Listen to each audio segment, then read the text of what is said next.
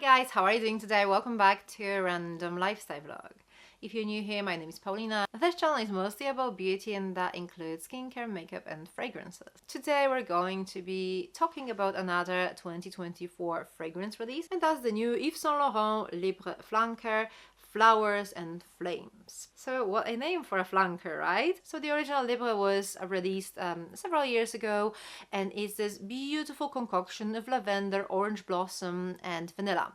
There have been several flankers released since then, and they were either heavier, more indulgent, a little bit darker too, with pronounced vanilla, and sometimes there were some other heavy and sweet notes added, as it was in the case of Libre Parfum and Intense, or they were a little bit like sharper, a little bit more masculine leaning even, with pronounced notes of lavender and or orange blossom, and here a good example would be Eau de Toilette or the recent Platinum version. So yeah, all of these fragrances were built around lavender and orange blossom mostly.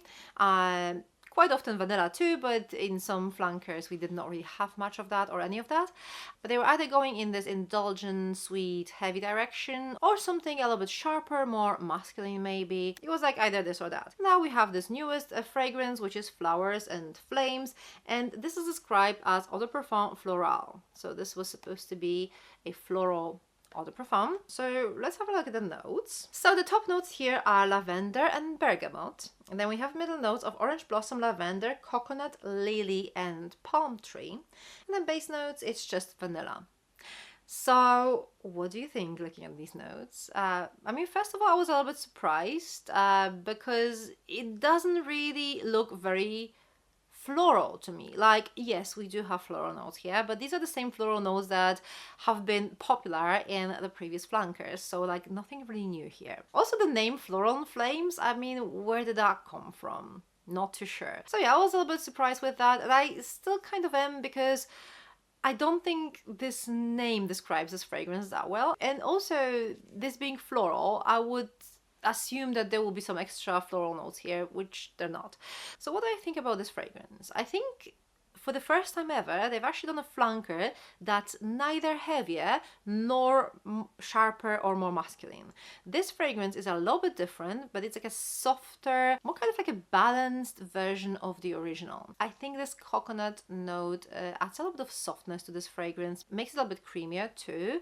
And even though it's not the first note that I'm noticing here, it's definitely working. So I think this fragrance being this kind of like a softer, more balanced version of the original one is going to be a great option for spring and summer if this is your signature scent, and maybe you find it a little bit too heavy for warmer weather. I think this one should do the trick. I mean, it's really pretty. Not too heavy, not too sharp, just somewhere in the middle, like a perfect sweet spot. Is it a safe blind buy?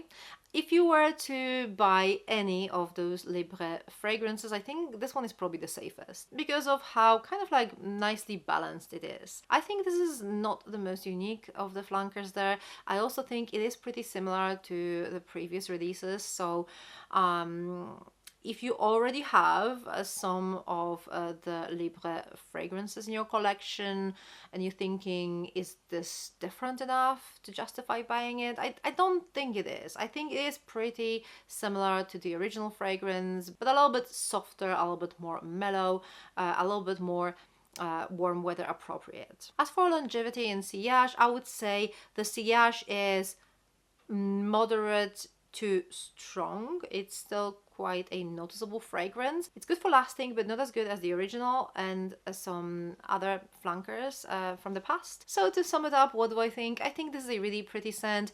I don't think it's a must buy if you already have some of these fragrances, but if you have one of these fragrances and you've been looking for something else that you're going to like, give it a go, try it, see if this is going to work for you. Also, if Libre is your signature scent, you might want to give this Flower and Flames a scent a go. This might actually work for you perfectly in warmer weather. With that being said, I think the Florals and Flames name just doesn't really make sense in case of this fragrance, but to be honest, it's a minor inconvenience.